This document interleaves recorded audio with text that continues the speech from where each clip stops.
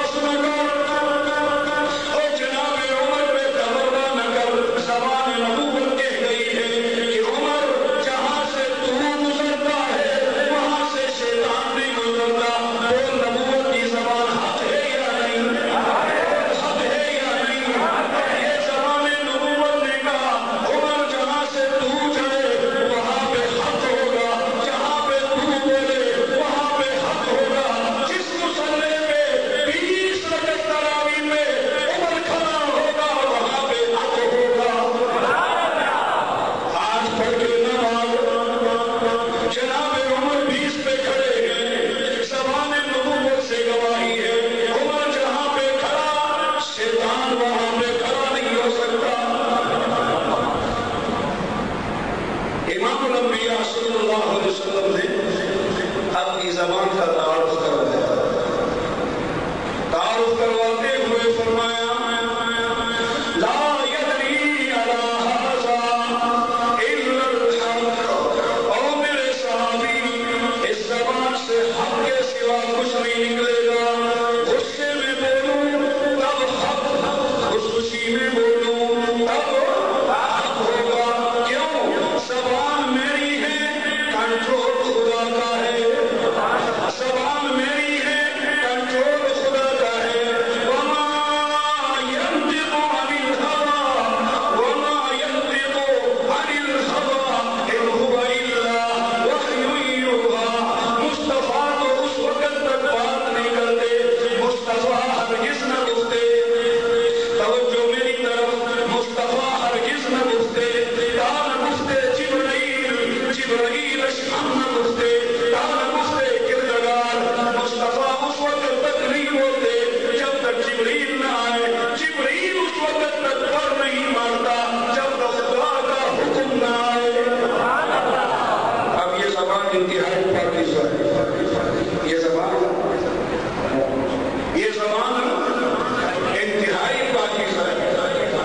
इस ज़बान से जिसकी तारीफ होगी वो हमारा इमाम। इस ज़बान से जिसकी मुखालफत होगी उसके साथ हमारा कोई रिश्ता नहीं। इमामुल अंबिया सल्लल्लाहु अलैहि वसल्लम मक्के की सरजमीन पे कुरान लेकर आए। प्यारे नबी कुरान सुनाते हैं। अब अंदाजा करो, ज़बान नबूवत की है, कलाम खुदा का है, और ज़बान की हैसियत आपने सुनी। ज़बान नबूवत की, कलाम खुदा का। हज़रत तुफैल दोसी सहाबी नहीं बने, दोस्त कबीले से मक्का मुकर्रमा में तशरीफ लाए। अबू जहल कहता है, ओ तुफैल, तू दोस्त कबीले का समझदार